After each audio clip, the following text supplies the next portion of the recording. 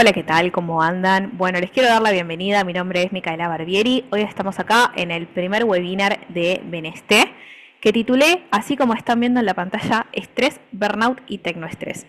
La idea es que de este encuentro, que les voy a confesar va a ser un poquito monótono, porque les voy a estar contando un montón de cosas y dándoles mucha información y puntos sobre los cuales podemos empezar a mejorar nuestra calidad de vida y nuestro bienestar. La idea es que hoy sea un primer paso, sea conocer qué es esto, porque como dice ahí, el primer paso para poder combatir todo esto es conocerlo, es entenderlo y es saber desde dónde podemos operar. Así que bueno, una pequeña agenda para el día de hoy. Vamos a empezar con un pequeño story time. Les voy a estar contando en qué contexto surgieron estos términos, tanto estrés, burnout y tecnoestrés. La idea es que el conocimiento académico que se desarrolló y esperemos que se siga desarrollando, que ese conocimiento pueda divulgarse, ¿no? Pueda bajarse sin tanto tecnicismos. Así que si están viendo esto luego en asincrónico o lo están viendo ahora y luego me quieren hacer llegar preguntas, serán más que bienvenidas. La misión es esa, que puedan llevarse info clara, aunque no por eso menos curiosa y menos llena de datos, y que en líneas generales puedan mejorar su calidad de vida y su salud integral a partir de ciertos puntos específicos que sabemos que inciden. Un poco eso que ven ahí, ¿no? Cómo es la perspectiva de afrontamiento de estos temas, que se encontró en la investigación que estuve presentando en el Congreso Internacional de Psicología de la Universidad de Buenos Aires, algunas recomendaciones de prevención del estrés crónico y de promoción de la salud, y por último, algunas notas sobre por dónde conviene comenzar un tratamiento, con qué criterios elegir un profesional y qué disciplinas, o sea, qué especialidad, qué profesional elegimos en función del problema que nos ande pasando. Yo voy a estar con mi mate, espero que tengan su infusión, su bebida o su picoteo de confort y bueno, que disfruten de los temas que vamos a estar charlando el día de hoy. Bien, les decía que vamos a hacer un pequeño story time, como para tener un contexto de lo que vamos a hablar. Estos tres autores son padres y madres, porque Maslach, madre, de ciertos conceptos vinculados con el estrés. El estrés es un problema muy grande y muy abarcativo y tiene muchas ramas adentro. Es como un concepto muy complejo. Selye, que es el primero que aparece ahí, empieza definiendo lo que se llama síndrome general de adaptación. ¿Qué es eso? Fíjense la palabra adaptación. Este hombre estudiaba ciertos organismos, ciertos bichitos en su medio ambiente y veía qué pasaba, qué les pasaba cuando empezaba a manipular el ambiente en el que estaban. Les aumentaba la temperatura, les bajaba la luz, les cambiaba los ritmos de la luz, distintas cosas. ¿Qué hacían esos animales? Les alejaba la comida. Los cambios en el comportamiento y los cambios en lo físico de ese bichito respondían a un síndrome general, porque se presenta en líneas generales en todos los bichitos vivos, todos los seres vivos. Nosotros también somos bichitos, voy a hacer ese primer disclaimer arrancando la conversación de hoy. A veces creemos que no somos animalitos, pero sí lo somos, y muchas cuestiones relacionadas con el comportamiento y con la fisiología, con el saber de nuestro cuerpo, se van a explicar desde ahí. Así que bueno, este hombre estudia qué pasaba ahí y nota que había ciertas manifestaciones cuando el bichito se quería adaptar a esos cambios, pero no cesaba, no paraba de adaptarse. Generalmente, ¿qué pasa? Yo tengo frío, me pongo un busito, me abrigué, pasó, listo. Ahora, si me pongo el busito, tengo mucho calor, me lo saco, tengo mucho frío y estoy constantemente tratando de adaptarme y nunca me termino de adaptar, voy a terminar teniendo manifestaciones, o sea, signos y síntomas de este síndrome general de adaptación. Es un ejemplo muy anecdótico, ¿no? Esto se puede traducir en algo que ahora vamos a ver más adelante, ¿no? Viene de la mano de algo que se llama estrés crónico. Esfuerzos de adaptación que por ahí parecen chiquititos, pero acumulados en el tiempo, alteran toda nuestra biología, nuestro psiquismo y nuestra vida en sociedad.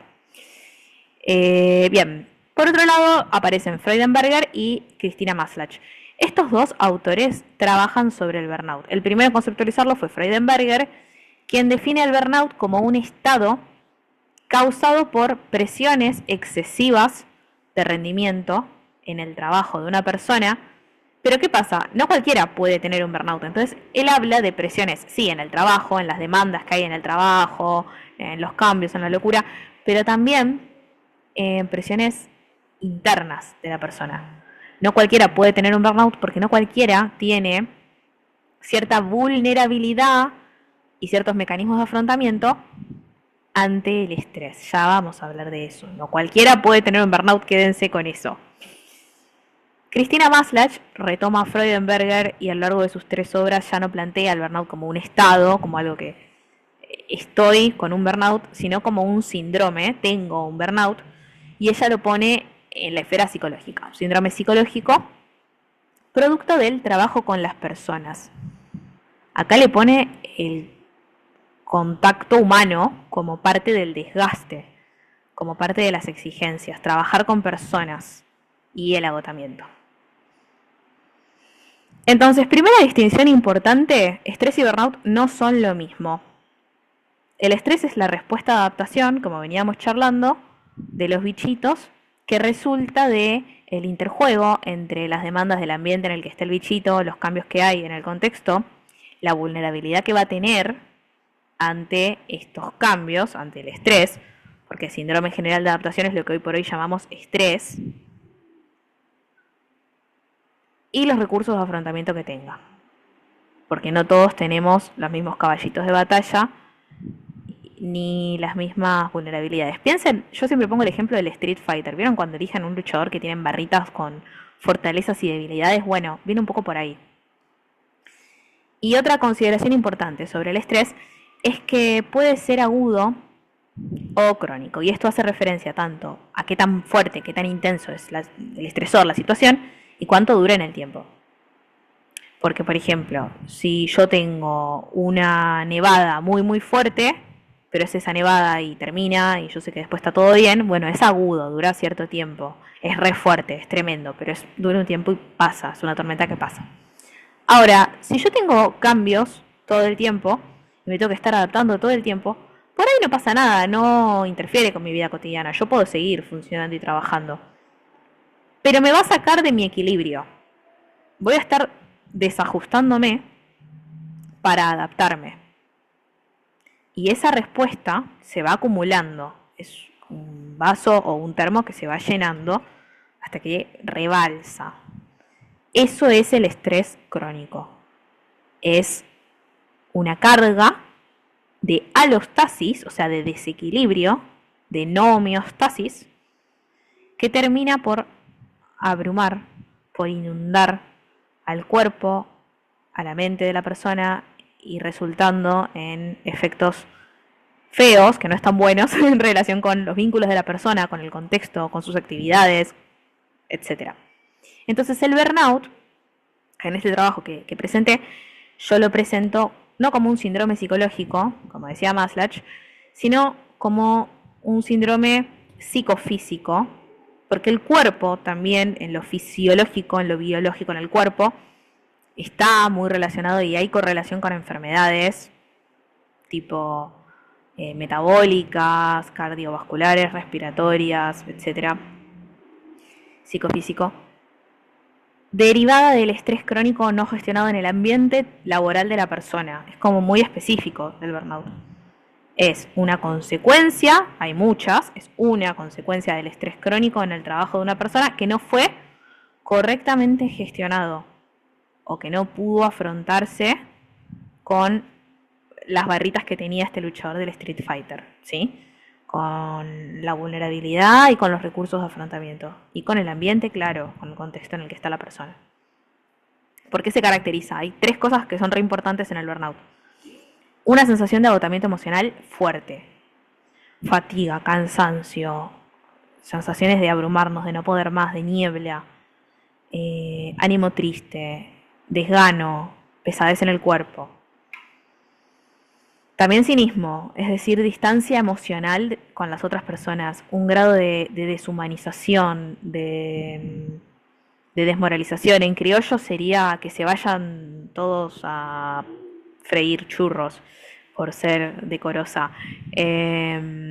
Como una suerte de despojo, mucho humor negro, pero por ahí en personas que no tenían humor negro, como esa distancia que vemos, pero producto del agotamiento emocional que hay y de la pesadez, ¿no? Y por último, una muy baja eficacia, sensación de eficacia y de realización personal en el trabajo, de satisfacción con lo que se está haciendo.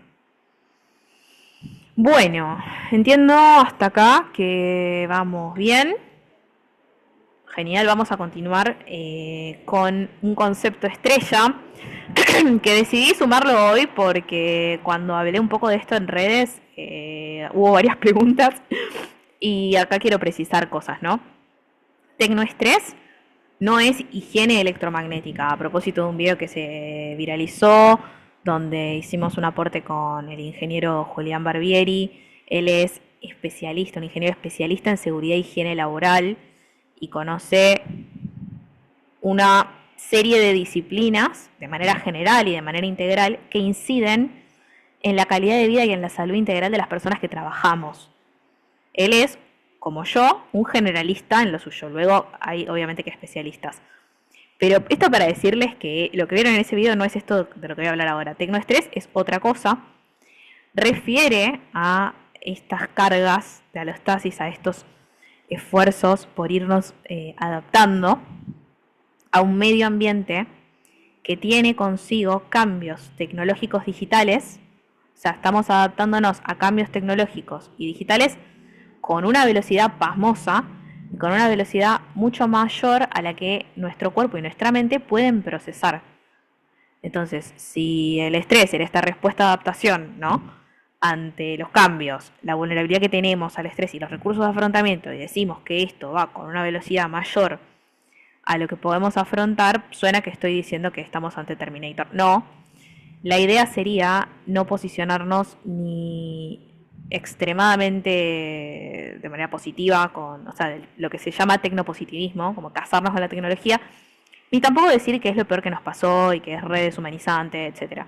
Es una herramienta y como toda herramienta depende cómo se la use, depende los hábitos, depende los criterios y depende también nuestros recursos de afrontamiento. No es lo mismo usar redes sociales y usar celulares y demás desde la creación de contenido que desde un consumo pasivo y automático donde ni siquiera reflexionamos sobre lo que estamos leyendo o viendo. Y el elemento es el mismo, el dispositivo es el mismo, lo que cambia es su uso, lo que cambia es por ahí la frecuencia o eso, cómo lo usamos.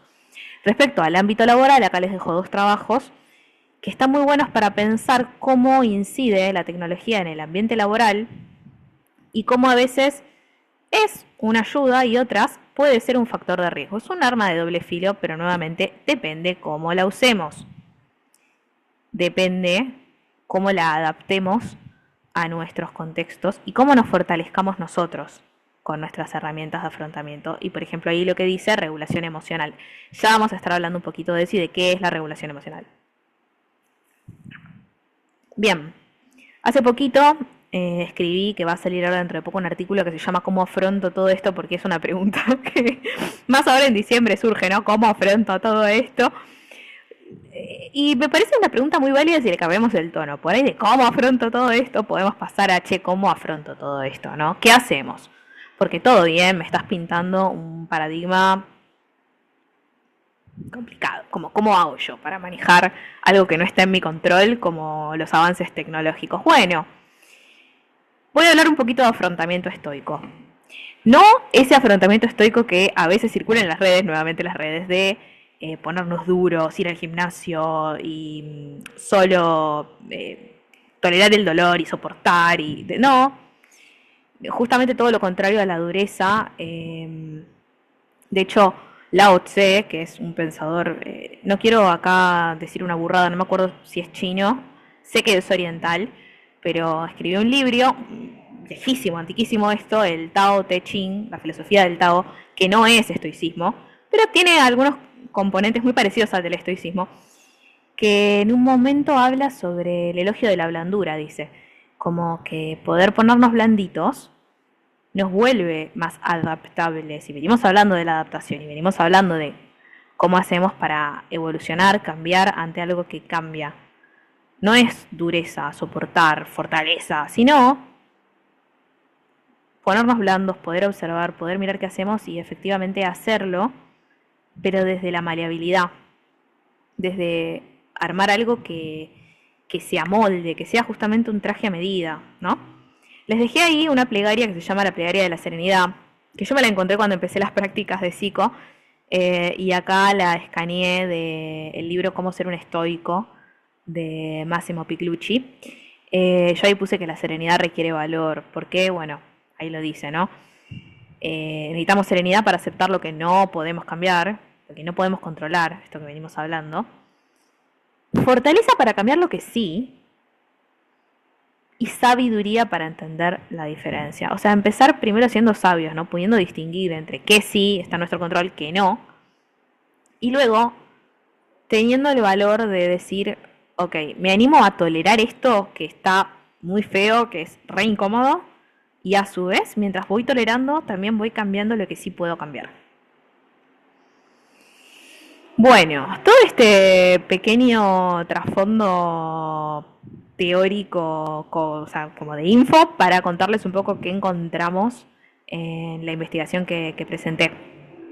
En la Favaloro, no, perdón, el trabajo fue hecho en el marco de la Universidad Favaloro, pero se presentó en el Congreso Internacional de Psicología del Agua.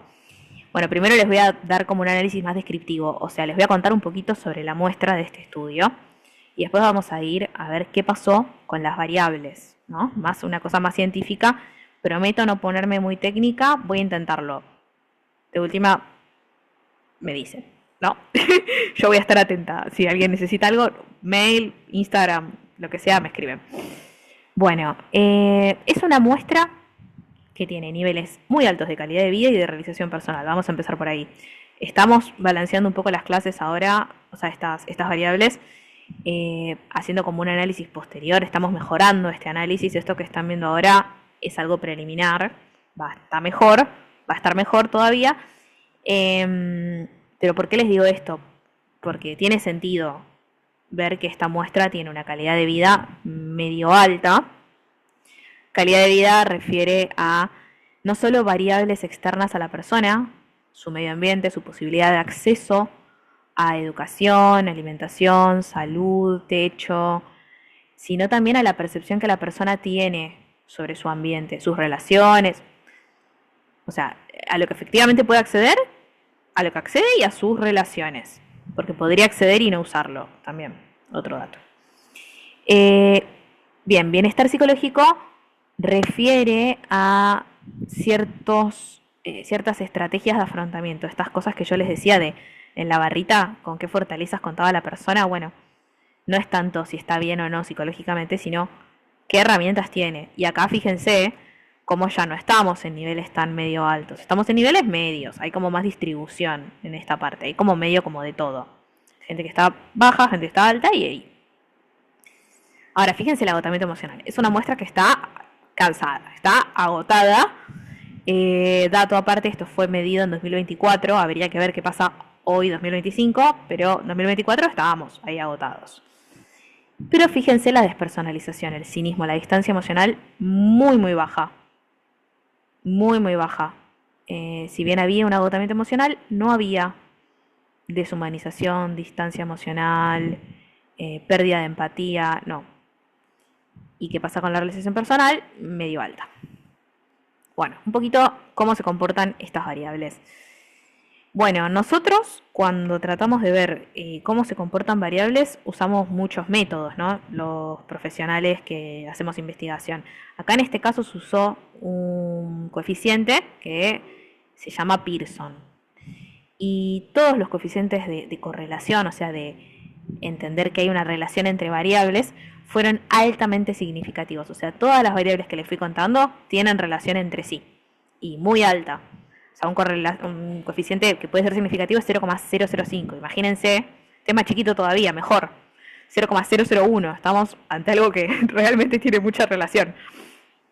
Y quiero resaltarles que la realización personal está en el medio. Ya vamos a ir un poco a eso. Pequeño, bueno, spoiler, esto, estamos mejorando, ¿no? Los datos y el análisis de los datos, mejor dicho, y de las subdimensiones con un modelo de Machine Learning donde, ¿qué pasa? Calidad de vida y bienestar psicológico, cada una tiene 4 subdimensiones. Estamos viendo qué pasa con todas las subdimensiones. Pero podemos ya avanzar algunas cosas y sí comunicarlas, que fue lo que se hizo en el trabajo, en Congreso y bueno, lo que también estamos tratando de hacer desde redes. Calidad de vida y bienestar psicológico nos protegen del estrés crónico y por tanto del desarrollo del síndrome de burnout. Primera cuestión. Luego, la realización personal como un factor que media, como un factor que nos permite no solo cuidar a nuestra calidad de vida y nuestro bienestar psicológico, sino también evitar agotamiento emocional y despersonalización. Para que conectemos un poco con esto, yo ahí les dejé una pregunta para que la vayan pensando, ¿no? Internamente. ¿Cuándo fue la última vez que conectaron con la sensación de logro? Por ahí no necesariamente en el área laboral, aunque sí es genial, pero en cualquier área de su vida. Esa sensación expansiva, como de, no de haber llegado a lograr algo, sino de, ubican, es como medio difícil explicar una sensación. Esta cosa eufórica, expansiva de logré esto. Bien, luego, un punto que yo ahí llamé, los años por suerte no vienen solos, porque hay una tendencia que encontramos y que también está apoyada en otros trabajos de todo el mundo, entre la edad correlacionada con una tendencia a que baje el agotamiento y el estrés crónico y que suba la realización personal, la satisfacción, la autoeficacia de la persona y su salud psicofísica, o sea, mental y física. Sus hábitos de cuidado, sus chequeos en el sistema de salud, etc. Entonces, volvemos. ¿Qué hacemos con todo esto? ¿Qué está en nuestro control? ¿Qué estrategias podemos tener para afrontar al estrés crónico y prevenirlo? Bien, respecto a las estrategias de afrontamiento, yo como que las dividí un poco en 3. Acá me imagino que van a estar escuchando personas de todos los rubros, o espero, pero a lo que voy, rubros distintos, entonces cada quien irá viendo en función de su contexto y de su realidad. Pero ámbito personal, acá tenemos todos y todas, y lo que sabemos que funciona es un proceso de psicoterapia diseñado a medida, con una buena evaluación inicial, y hábitos saludables reales.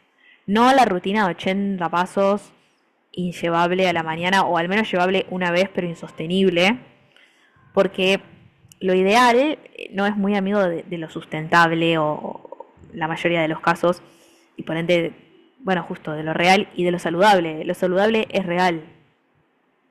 Lo saludable tiene que ser algo factible, llevable, alcanzable. Entonces, para eso, algunas habilidades que podemos desarrollar: la habilidad de mindfulness, de poder ser conscientes de estas sensaciones físicas, de poder describir la experiencia en términos de cómo la sentimos también en el cuerpo, en emociones, en pensamientos. Poder tolerar el malestar, no aguantando. No aguantando. O sea, no necesariamente esto de bueno, la vida sigue. No, no, no. Tolerarlo en términos de tolerar. Aguantar y tolerar para mí tienen esta diferencia en la dureza. ¿Vieron que les decía de ponerse duritos versus ponerse... O sea, el elogio de la blandura, bueno, viene de ahí. De poder ponernos blandos, decir, ok, esto no está bueno, pero de ver qué hago con eso. Mientras tolero, veo cómo lo puedo afrontar, cómo lo puedo cambiar. Con que, bueno, estrategias de regulación emocional, que no quiere decir enmascarar emociones y que no quiere decir hacer como que no pasó nada, no. Ver cómo gestiono mis emociones, cómo les doy un curso saludable. Y de efectividad interpersonal. Porque muchas veces, sin que lo querramos, nos alejamos de las personas que también son un cuidado de nuestra salud integral y que nosotras también propiciamos cuidado de, actuamos de formas que por ahí no hubiésemos querido, etcétera. Entonces, herramientas de comunicación integradas a la emoción.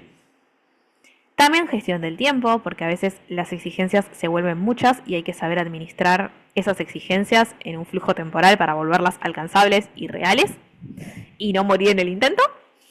Y en todo este mar de cosas, poder tener actividades de ocio, de disfrute y sociales, por más chiquitas que sean, que sepamos que son posibles, alcanzables y que no sean negociables. Bien, venimos bien, ¿no? Sí. Ahora estrategias de afrontamiento profesionales. Pequeña salvedad acá. Yo les hablaba de ambiente, vulnerabilidad a que podamos desarrollar estrés y recursos de afrontamiento. El ambiente no va a estar tanto en nuestro control. Por ahí en algunos aspectos sí, pero en muchos otros no.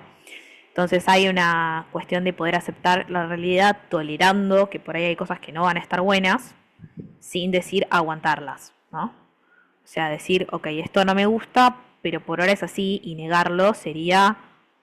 bueno, no me conviene negarlo, porque no lo cambio desde la negación. Por ahí tapo más el cuco, no me quiero ir en esa, pero se entiende, ¿no?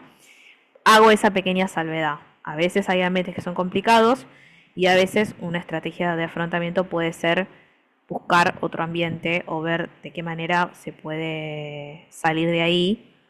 A veces no va a ser posible, pero dentro de lo que sea posible, sí.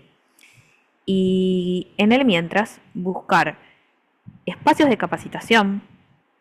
A veces poder tener dominio sobre temas nos da más claridad, la claridad nos trae calma, también es un uso, es una herramienta, el saber es una herramienta, el poder aplicarlo también. El encuentro con colegas, nuevamente la pata interpersonal, pero en el ámbito laboral también, poder abrirnos a compartir experiencias, a crear nuevas, a diversificar también los campos en el trabajo, porque por ahí en un ambiente no la estamos pasando bien y en el encuentro con colegas creamos algo distinto, y ahí sí la pasamos bien. Entonces, poder poner los huevos en distintas canastas, como para que no todo dependa de una sola cosa y nos perdamos ahí. Y también poder participar en sociedades y agrupaciones. Hay sociedades y agrupaciones para absolutamente cualquier cosa, o por suerte hoy por hoy, y la comunidad tiene un peso muy, muy, muy importante. Poder conectar con comunidades profesionales con las cuales hacer red, contenernos, consultarnos, no tiene ningún tipo de precio, y la calma y la satisfacción también que nos trae es inconmensurable, es tremenda. Y por último, institucionales.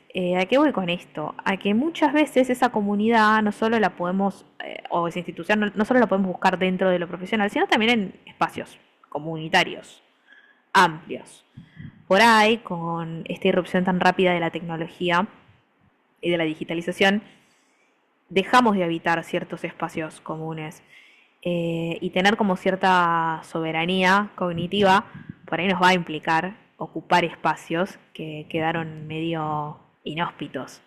No sé, clubes sociales, plazas, clases de distintas índoles, eh, cafés, pero no sé, con actividades, o se entiende, ¿no? Espacios públicos en los que podamos salir de unas cuatro paredes y conectar realmente con otras personas.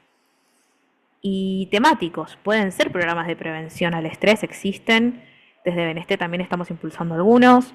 Espacios de psicoeducación, este podría ser uno, pero hay tantísimos otros. Y como les decía, la capacitación trae calma. Y cuando es en cuestiones personales, más aún. Así que todo eso a veces es un mimito y realmente sirve. Y ahora vamos más con lo que tiene que ver con la prevención. Por favor, vayan al sistema de salud. No se queden con lo que vean acá. Esto puede ser una buena punta de ovillo, un buen inicio para buscar cosas, pero conecten con personas profesionales que sepan acompañar, porque realmente no solo ayuda, sino que previene un montón de otras cosas. Y no tienen por qué esperar a que el estrés se cronifique, a que el termo se llene. Vayan en los primeros estadios. Una psicoterapia, como dice ahí, puede ayudarlos a armar un traje a medida. Un terapeuta puede decirles, bueno, mirá, no sé, en esto te puedo recomendar que consultes con kinesiología. Un médico clínico, médica clínica también puede hacer ese tipo de cosas. Acercarnos a distintos profesionales para poder armar este traje a medida de lo que necesitamos. En esa línea también hacer estudios médicos regulares porque es más que obvio el porqué. Nos previene y nos da claridad y nos ayuda. No negociar una cantidad mínima de ejercicio a la semana. Un poco les decía esto, ¿no? Espacios de ocio, de disfrute y que no se toquen. Que no se toquen. Que podamos organizar también nuestra agenda alrededor de eso como si fuese una obligación. Nuestro disfrute es necesidad, no es lujo. Y también tenemos que ver la manera en la que podemos llegar a integrarlo en áreas que por ahí en un principio parecen tan alejadas. Yo sé que parece una locura, pero no lo es tanto. Se puede pensar la manera, se puede llegar a diseñar, incluso en contextos muy difíciles y muy adversos, sabemos que se puede llegar de a poco a armar algo que vaya en esa línea. Bien, prácticas mente cuerpo. Yoga, pilates, estiramientos, meditaciones, en fin, todos los que permita esta integralidad entre su propia mente, sus experiencias y las sensaciones integradas a ellas. ¿Les pasó? Yo, por ejemplo, no sé, cuando están yendo a una quinta o viajando en el medio de la ruta viendo el verde, ¿alguna vez se bajaron o conectaron con ese verde y como, no sé, respiraron fuera de la capital federal? Yo sé que parece una locura lo que estoy diciendo. O les dio el sol en la cara en un momento donde no estaba por ahí tan fuerte y era como esa sensación cálida. O metieron los pies en la pileta y estaba fría. Bueno, poder integrarnos a sensaciones físicas y estar ahí y estar presentes y practicarlas en lo cotidiano sin tener que irnos a poder hacerlo estando acá y viendo qué necesitamos, es un factor, pero importantísimo de prevención. Porque si yo me doy cuenta, sentadita acá, que estoy teniendo los hombros tensos, que me duele un poco el cuello y demás, puedo tener conciencia de eso y cuando termino decir, che, es la postura, efectivamente tuve un día muy cargado, bueno, me voy a entrenar, voy a sumar esta rutina de estiramiento, si esto sigue voy a consultar con kinesio o me voy a hacer unos masajes. Pero fíjense que la acción estuvo conectada con la sensación y con el registro. Así que todo lo que sea mente-cuerpo. Luego, rutina de sueño y alimentación equilibradas, importantísimo. Yo les hablo mucho de las hormonas y de la inflamación y de la respuesta inmune. Bueno, todo nuestro cuerpo responde a ciertos ritmos y a ciertas rutinas, que no son capricho, no son una cárcel, no es que, no. El libre albedrío está bueno hasta cierto punto, la estructura nos da cierto orden y también nos da salud. Volviendo, por ejemplo, a lo que les decía de las hormonas, tienen un ritmo las hormonas. Por la mañana hay algunas, por la noche hay otras. Por la mañana tenemos una suba del cortisol y una baja de la melatonina, nos despertamos. Después a la media tarde, bueno, también cambia un poco eso y a la noche baja significativamente el cortisol y sube la melatonina.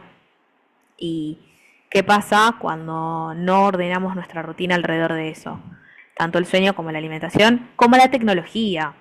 ¿Por qué rompemos tanto la paciencia con no irte a dormir con la pantalla del celular? ¿Por capricho? No. Porque la pantalla es luz, básicamente. Y la melatonina, que está muy conocida como la hormona del sueño, en realidad es la hormona que induce el sueño, pero es la hormona de la oscuridad. Dormimos de noche, la melatonina se secreta a la noche, con la oscuridad. Si yo me pongo una pantalla acá, estoy alterando el ritmo de la hormona y no me duermo, no concilio el sueño. Por eso, no porque seamos unos amargados o amargadas, viene por ahí, entre otras cosas. Bueno, con actividades con el disfrute, colaborativas, fíjense, importante en la noción de grupo. Este es un punto que cuesta, sobre todo las personas que nuestro trabajo es muy importante para nosotras. Es difícil, pero es valioso, es importante que hagamos esto. pensar en el trabajo como una parte más de nuestra vida, no es toda nuestra vida, es una parte más de nuestra vida en general. Y así como tenemos objetivos en el trabajo, seguramente tengamos objetivos en muchas otras áreas de nuestra vida. Entonces, poder pensar los objetivos de nuestro trabajo y de nuestra carrera en función de nuestra realización personal, como en todas las áreas de nuestra vida, es un antídoto contra el estrés crónico que yo ni les explico. Porque en el momento en el que algo que yo no controlo salga mal en alguna de estas áreas, las otras me van a contener. Es como cuando en finanzas hablan de la diversificación, ¿vieron? De tener como los huevos en distintas canastas. Va por ahí. Si yo pongo todo en una, cuando algo no ande como yo quiero, va a ser letal, va a ser terrible. Y me voy a estresar más y voy a estar más vulnerable frente al estrés. Bueno, va un poco por ahí. Y luego poder diversificar actividades dentro de la profesión, esto que les decía. Incluso dentro de la profesión, tener distintas cosas. No solo para no aburrirnos y para conectar con el disfrute y con el interés y con el entretenimiento de lo que nos gusta hacer, sino también para esto, poner huevos también en distintas canastas y sentirnos eficaces en distintas áreas, dentro de lo que podamos. Bueno, llegando al final, vamos a hablar un poquito sobre tratamientos. Estaría buenísimo que haya un screening inicial, o sea, que se puedan administrar ciertas técnicas psicométricas. Les prometo que estas cosas psicológicas de las que les estoy hablando se miden, se pueden medir y todo lo que existe se mide, decía una docente que tuve, o debería poder medirse, y por tanto es detectable. Algo que pueda detectarlo, algo que pueda darnos información armadita, conciliada. ¿Y quién puede hacer esto? Bueno, un profesional de la psicología, un profesional de la psiquiatría o un médico médica clínico, pero que sean especialistas en estrés, que tengan una mirada integral. Ellos no van a ser especialistas en, por ejemplo, no sé, endocrinología, lo de las hormonas que les contaba hace un ratito, pero sí van a poder leernos a nuestra situación, ver qué nos pasa, ver cómo interactúan las cosas en general y darnos información y acompañarnos en ese armado del tratamiento, porque después arma un tratamiento sugerido, ¿ven? Ahí. En líneas generales, ¿qué suele ser algo que funciona? En líneas generales, acuérdense que después está el traje a medida, pero en líneas generales, psicoterapia cognitivo-conductual. Acá una nota que hago yo es que debe haber trabajos que avalen esto que digo. No me puse a buscarlo, siéndoles totalmente sincera, pero ¿por qué? Porque ahí pongo el por qué, ahí lo justifico. Psicoterapia cognitivo-conductual, pero de tercera ola, o sea, contextual. Vieron que yo les hablé un montón del contexto, del ambiente. Bueno, psicoterapias tipo ACT, DBT, o basadas en procesos, pero ACT y DBT principalmente porque tienen mucho de poder tolerar este malestar y poder aprender habilidades para hacer frente, tener recursos de afrontamiento, va a ser muy bueno para este tipo de casos. Y algunas veces psicofarmacología en caso de ser necesario. Porque, ¿qué ocurre? El estrés crónico satura a nuestras neuronas y a la comunicación que tienen entre ellas, las atasca. Hay un fenómeno que se llama la sinapsis atascada, ¿no? Y el cerebro queda como con ciertos circuitos andando que la psicoterapia muchas veces ayuda a destrabarlos, pero muchas otras. La sinapsis es un fenómeno químico y o físico y necesitamos intervenciones a veces farmacológicas para generar un destrabamiento, pero lo importante en realidad también es esto de las habilidades. Eso es lo que lo va a hacer durable y lo que nos va a permitir luego tener un crecimiento real sobre una situación medio fea, ¿no? Medio adversa. Así que bueno, hemos llegado al final. Les quiero agradecer muchísimo por haber estado en esta primera edición del formato webinar. Yo lo disfruté bastante, siempre disfruto hablar, me gusta mucho hablar, se nota. Espero que ustedes también, espero que alguien se haya llevado algo importante o que, no sé, por lo menos acompañe en esto que estuvimos charlando, alguna punta de ovillo, como ya tiré ahí. Y desde ya que están nuestras redes y algunos servicios que vamos a estar formalizando y lanzando este 2026 para acompañarlos, acompañarlas y bueno, también con muchos otros profesionales que saben muchísimo de muchos temas que hacen a nuestra salud mental integral. Así que vuelvo a agradecerles, es un placer conocerlos y estamos en contacto.